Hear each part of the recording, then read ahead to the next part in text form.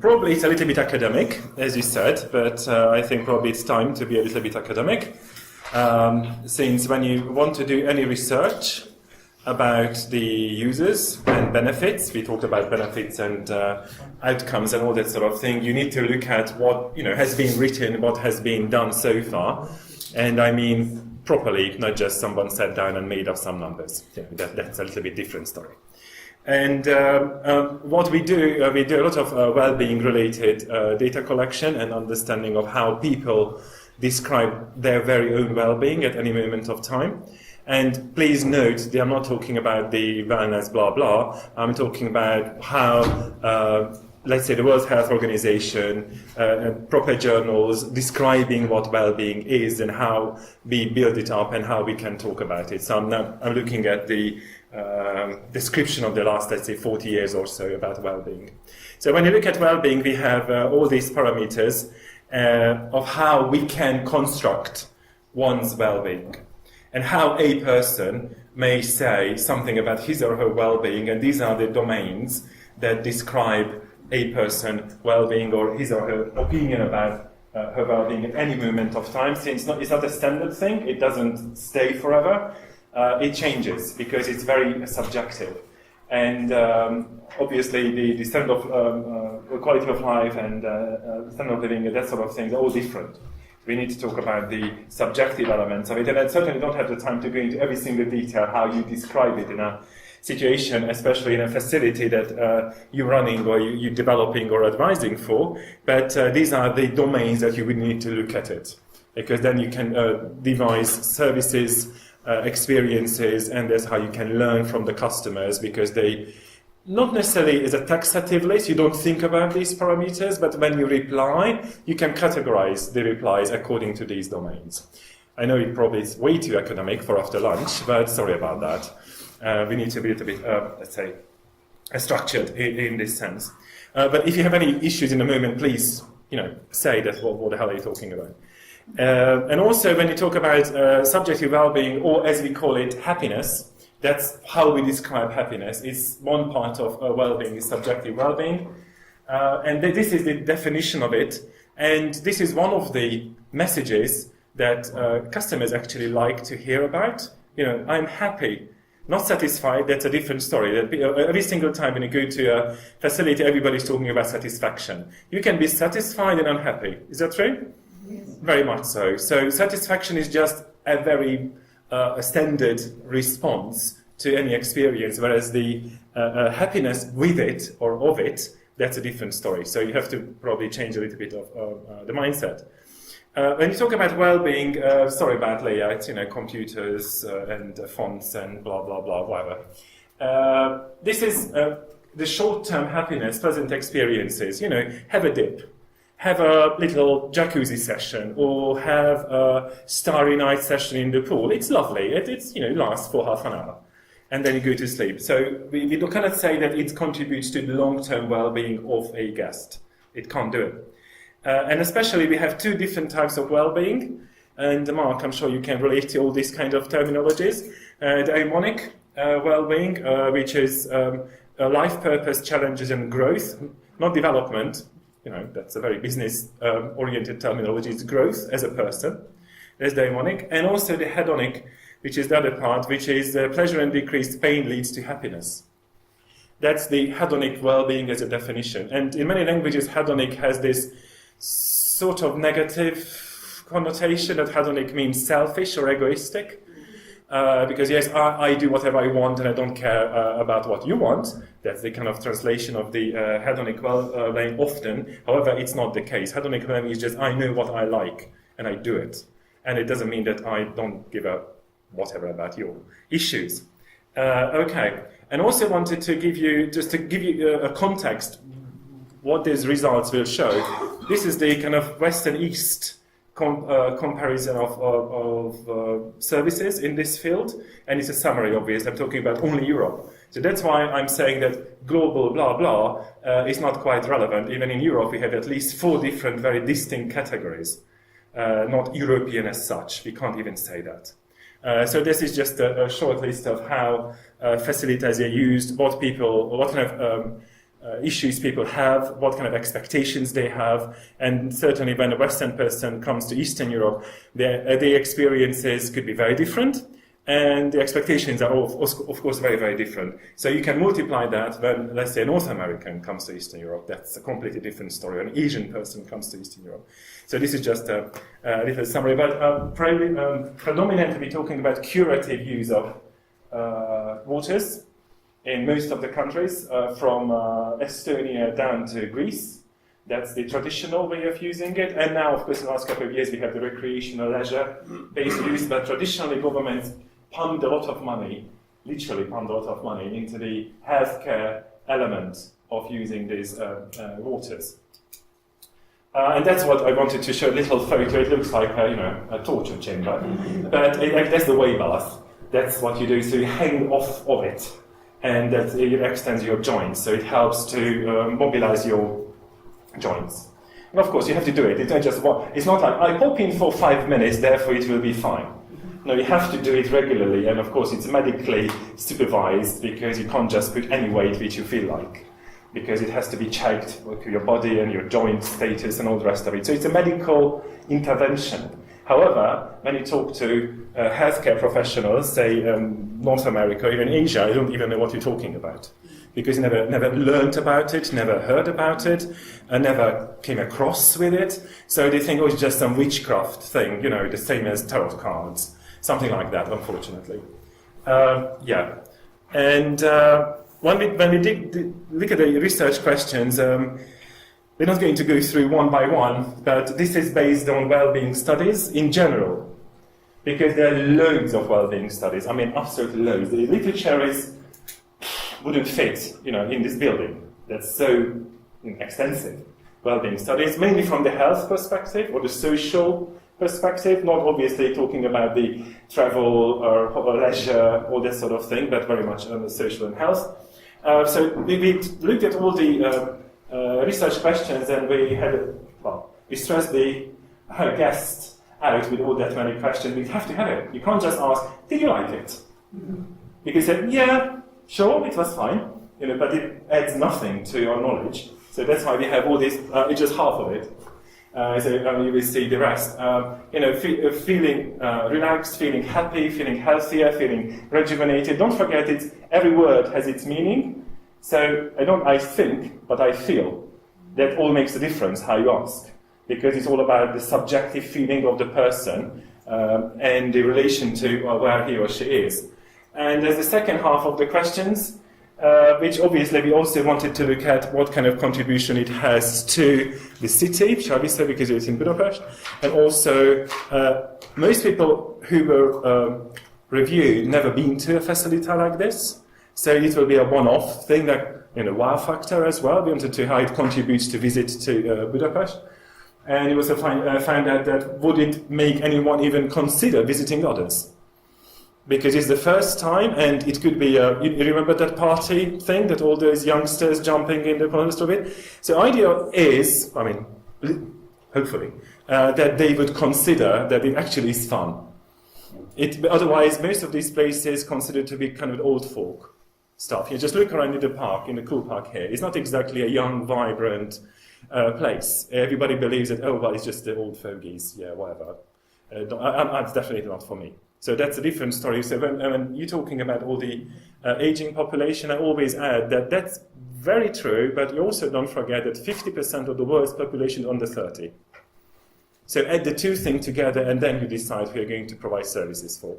Because maybe in 10 years' time, the whole story will be completely different because of the distribution of the age groups. That's where Asia or Africa or the GCC area and South America. It's a completely different story. And of course, the emerging middle class in Africa, that makes life very, very different in many destinations, already in France, that they are showing more and more interest. Anyway, these are the questions. And we also asked, we have 4 categories, which I think is rather relevant. Anytime you do any research, please try to categorize your segment based on some background information. And what we did was we had the foreign visitors, we had the Hungarian domestic visitors, we had the Budapest expat residents and the Hungarian Budapest residents. because you will see that it makes a difference. Why? Especially this one, the expat residents. Budapest is a rather popular place for expats. It's a lot of it, a lot of them. And we really wanted to know, because in the registration they would just recognize them as foreigners.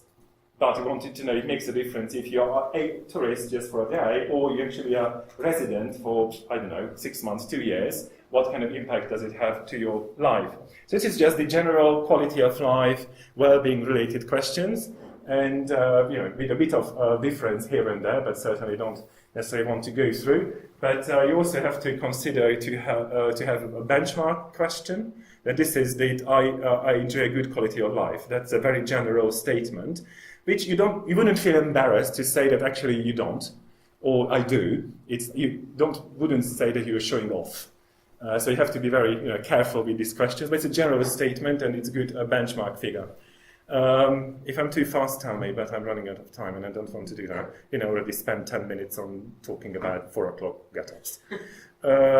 So places where the Budapest Pass Corporation has 14 different units, and we did the ones which were not the open-air ones, just the permanent all-year-round operations, and it was a proper sampling with age and population and distribution of guests in terms of the corporation, blah, blah, blah. I don't want to go into that kind of details. So that's one, and Mike already showed a couple of photos. That's one of the largest thermal facility in Europe, in fact. There's the Széchenyi bath, there's the indoor place, there's the outdoor place. That's obviously, that is not thermal, before you ask. That's just a swimming pool. People may think, and also there's the internal part, so there's the Széchenyi, so it's a huge property. That's another one, which is the Gellért, which is the prime, sorry, take it back. It's one of the most beautiful facilities architecture-wise, because it's an Art Deco facility, and it really is, stunning inside. In terms of services, that's a different story. I don't want to go into details in terms of that. So it's not too bad, as even just a place. You might be surprised to know that these two places, which were built for local population as such, now over 90% of the guests are foreigners. And the locals were squeezed out pricing. So it's 20 euros to get in, or 18 euros to get in for a local citizen. It's no way. It's not happening, especially not on a weekly basis. So. And it used to be, especially this one, it was men and women, separate, with a bit of apron thing going on. So it was kind of semi-naked as such.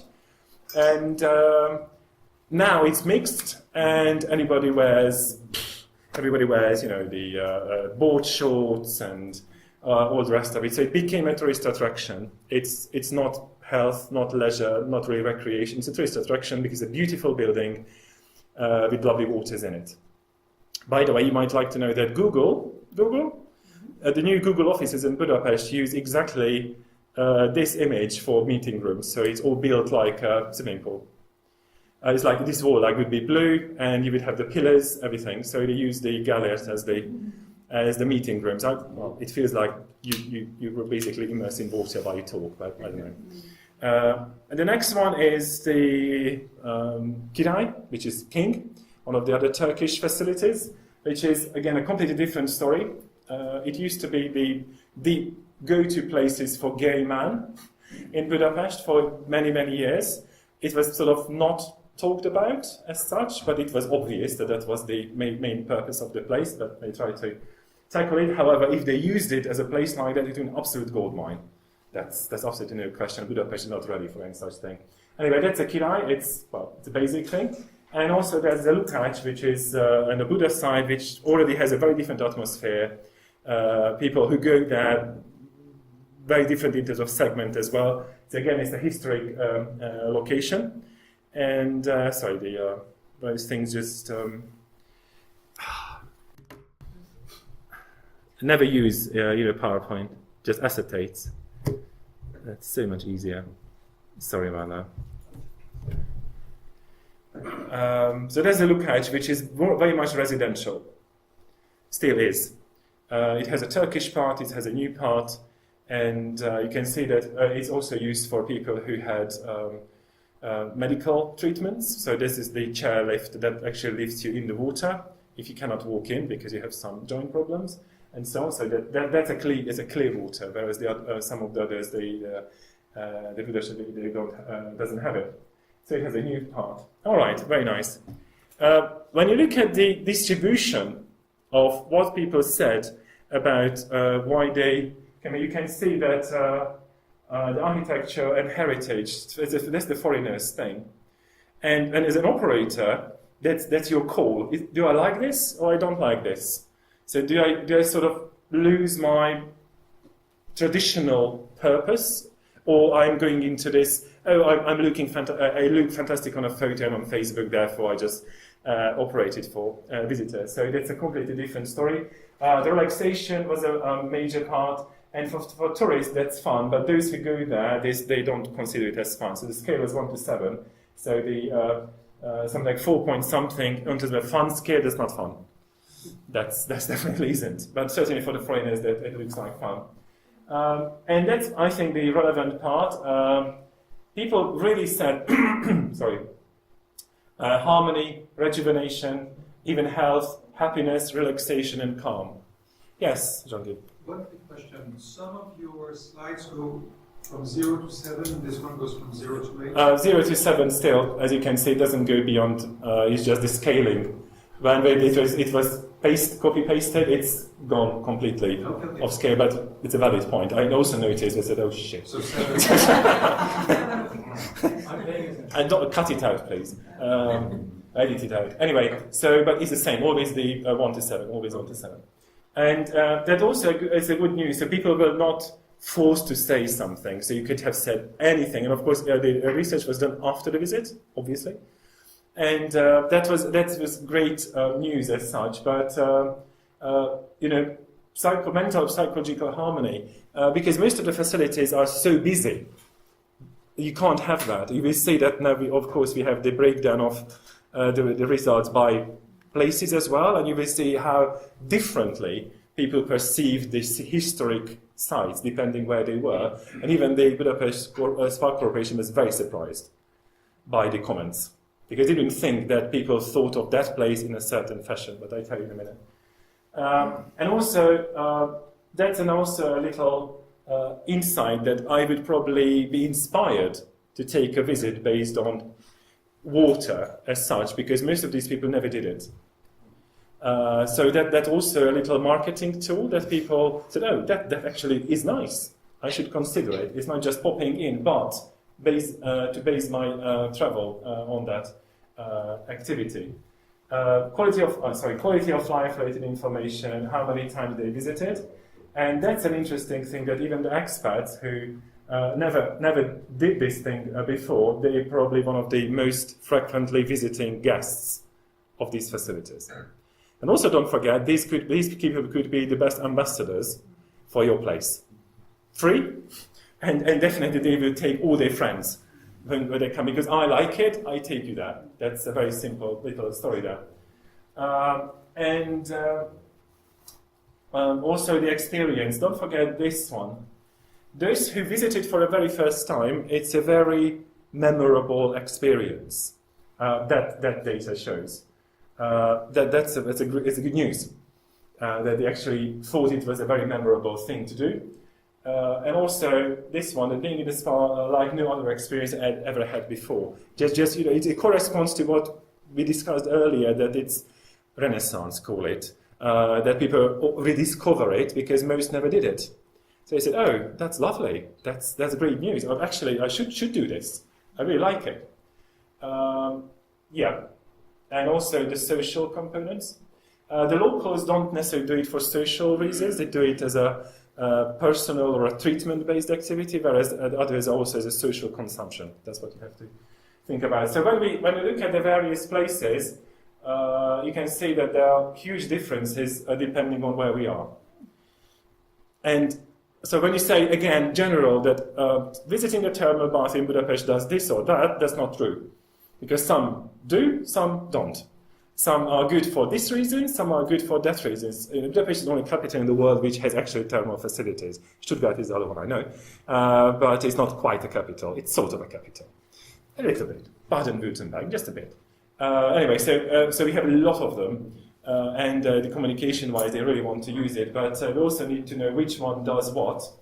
And the various distribution you can see, so it's a representative sample, so just make a note of that. It's not just a random thing. It's over 2,400 people were interviewed, so we have a sizable chunk of information. Again, you don't need to know necessarily which is which, but I just want to indicate that it makes a huge difference if something is 3.8 or 5 or 1. That's a massive difference in a scale like that. So when they communicate, when they improve services, they have to consider how guests see their facilities. Even if I have exactly the same treatment procedure and operation protocol in this, and this, the guests perceive it very, very differently. And that really adds a lot to the management issue. So just a little note that Rudas was the most relaxing and Király the least. Király was the very basic Turkish sort of place. And Rudas was the one I showed you in the morning with the rooftop stuff. So that was the most relaxing as such. The Gellert, which is the Art Deco place, was considered to be the best for social consumption. Maybe it's a good benefit, I don't know. You tell me, if it's something that... Yes, it means that it's a crowded place. But that's what actually people like. I mean, when we only have a pushchair in it, I'm a little bit surprised, but that's just me. They believe that the Rush is the most health-orientated experience, which is a factual thing. It's not a negative thing, but they feel the health-related services in the place. And the Lukács, which is the most local as such, is the best to switch off. And Gellert is basically about the building. So, it's a beautiful building with some water in it. That's how it feels. Although it should be a premium place to go, it should be a fantastic venue. It's not. But it could be, and I really, Budapest was shocked by some of these results. Oh, really? I see. We need to do something probably about it. And this one, visiting Lukács, suggests to visit other ones as well. So if you start your education of your guests by visiting that place first, they will be happy to go to others. Which probably not true if you did the other way around. So again, this is just marketing. How are you going to introduce this product to, say, 95% of the population who never did it? Especially if you have foreigners. Because that's what we're talking about. Which elements would qualify. And also the improvement of quality of life, obviously just temporarily. So I think these are the key words when you talk about marketing, like switching off, relaxation, quality of life, social consumption, health-oriented experience, architecture, atmosphere. These are the key words that an average person would think of when they visit or want to tell to them, because that's how they can relate to something like that. And also wanted to show you are the first to hear it. Every year, this is now the 4th year that we run the Wellness Spine Travel Monitor, and this is over 400 operations around the world interviewed, and this is one of the results. And also when places say that, oh, well, this is all trend, it's rubbish, it's not. Since you have the local guests, you have the domestic guests, you have the international guests, and they're not the same. So all the time somebody's talking about general this and the other, tell them that I tell you not to believe in what they say. Because it's a huge difference. Just looking at what people buy, and these are the good news for you, marketing, shall we say. Marion just left, but she would definitely like to hear it. The number one in terms of what kind of services operators, not guests in general, operators. These are people who operate hotels, spas, resorts, thermal, non-thermal, whatever else. So these are operators, like you, most of you. They believe that the most growth potential we have the natural elements-based therapies. Is good news, isn't it? Because that's exactly what we're talking about. So it is not necessarily only natural, not just water. It could be mud, could be climate, could be wine, could be grapes, could be a lot of other things, not eels necessarily. And also services based on local resources and traditions. I have to tell you, these data are consistently like this in the last 4 years. locals, as well as, if you think about it, internationally, wake-up call, I say. Not for me, I'm No, that is for you. You've got 3 minutes.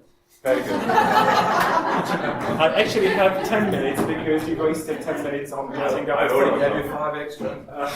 Anyway, I believe these are good news. Yeah. These are good news because the industry supports what we are talking about. So even those who have nothing to do with this, they believe, based on the view of the world and the understanding of the guests, these are the growth potential areas. This is what guests want to have. And of course, the thermal business fits in perfectly. Fits in really perfectly, which is very good news. And the last thing, just to tell you, and in terms of facilities, not services, it's again something which is very relevant to us, especially domestic guests. Internationally, that's a different story, but certainly locals and domestic guests are absolute favorite. And it has been like this for the last 4 years or 5 years, ever since we run this international benchmark. So anytime somebody asks, you can say, well, we have some evidence as well that this is what we all saying, that this is the, let's say, the way ahead. Finally, the German market is a bit different. International, when you talk about international guests, they believe that the strong medical component has to be the one in Germany. And in Austria and Switzerland. That's because we have a German version of it, and that's exactly what they said. So, just quick data sharing. Anytime you want to have any kind of data collection, be careful of not just asking satisfaction, because it's a different field altogether. I think it's not good enough information and backup information for the industry or this group or the whole thermal business just to have satisfaction. The well-being component is a very strong element in terms of marketing activity, and I would like to stress it again because there's the last slide that I really would like to invite you to discuss, not necessarily this minute, this educational component, to have proper education in the field, even joint activities, consents and e-learning and all that stuff. Our university is very happy to gesture it because they believe it's a very, very important thing, and Budapest is a good, credible location to do it. About having you on board, and I'm very happy to send you the, let's say, the 0.1 version of the curriculum just to look at it, what you think about it, would be a fantastic thing as a tool as well. Because don't forget, you need managers, you need new staff, you need also young people to understand this business, so I think that's also a very important marketing tool, and thank you.